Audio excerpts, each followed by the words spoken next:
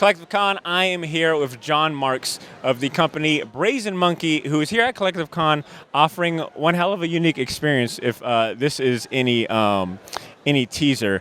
He's here with the Appa Air booth, and yeah, shameless plug, let's do it. John, how are you enjoying CollectiveCon so far? I'm having a great time. This is the first time I've ever done this show. First time I think I've ever been to Jacksonville. We're out of Indianapolis, so it's a bit of a drive, but it's our first show for the season. It's our first chance to get this test run, work out the bugs, see what works and doesn't work, and try to see what people like. And so far, people have been pretty good about it. Everything's been really exciting. There we go. All right.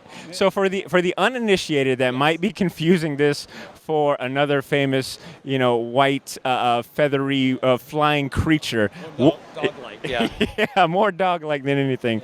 What's standing behind me? What are our viewers seeing? So I based it off the long-standing cartoon from Nickelodeon called Avatar: Last Airbender. A classic. Yeah, it came out in 2005.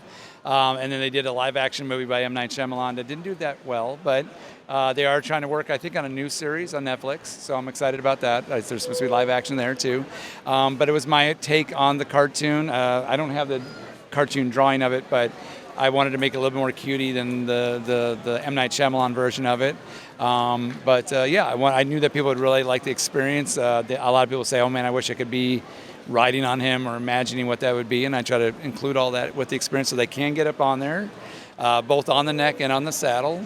I made Momo and several of the weapons from the show, based on the show, but it's all for a good cause too. We raise money for Make-A-Wish, so it's kind of a win-win all the way through. And what's your personal relationship with the show Last Airbender? Are you a big fan? You know what? It's funny. I'm a late bloomer with that. I'm older, so I missed that generation when it came out on Nickelodeon. I caught Korra first, not realizing that I knew that there was a past thing, but I thought, well, I'll follow that show. And everybody's like, oh, you got to watch the other one. And it got on Netflix, and I said, I got to watch this. And it was fun. It was a great show. It has a great message.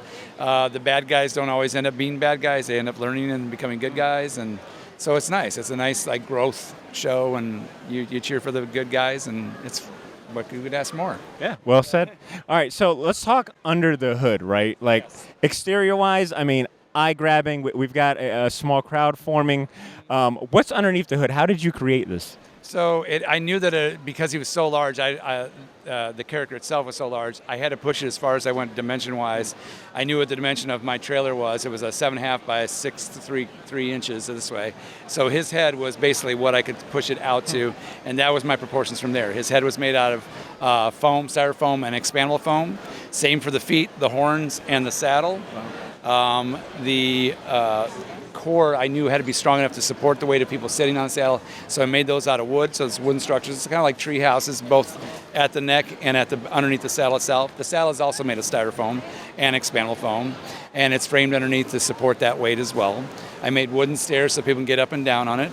A lot of people ask me what the body's made of, and that's where it saved me a bunch of space. I actually I bought a large air bladder, one of those kinds that you jump on one and shoot the friend off into the lake. And that's what fills up primarily the center space.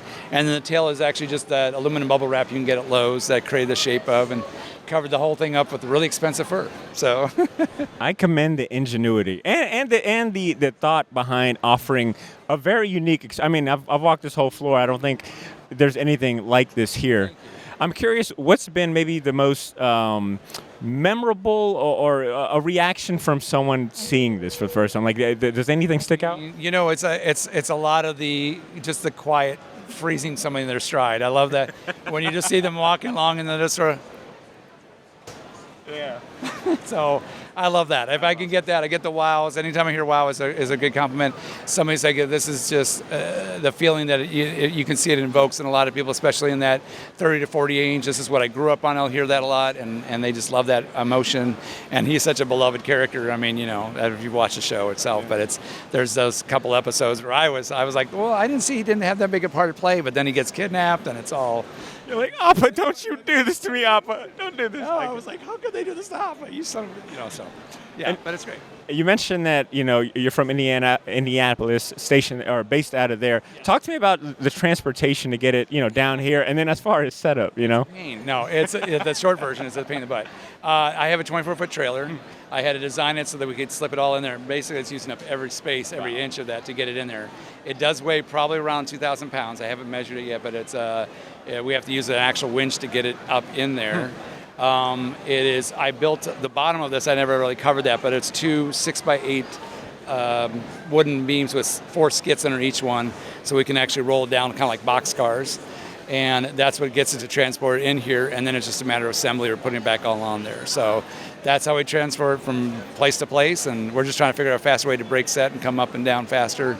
The first time took us all day because we're still trying to work out the details. So yeah, we want it safe though, so we're trying to make sure everything's bolted in well and he doesn't deflate too fast.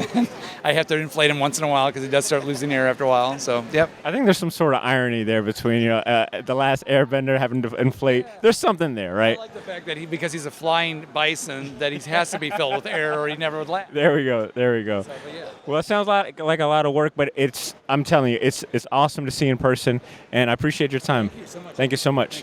Once again, this was Mark Brooks, John Marks, Brazen Monkey, the APA Air experience here at CollectiveCon. Awesome. Thank you.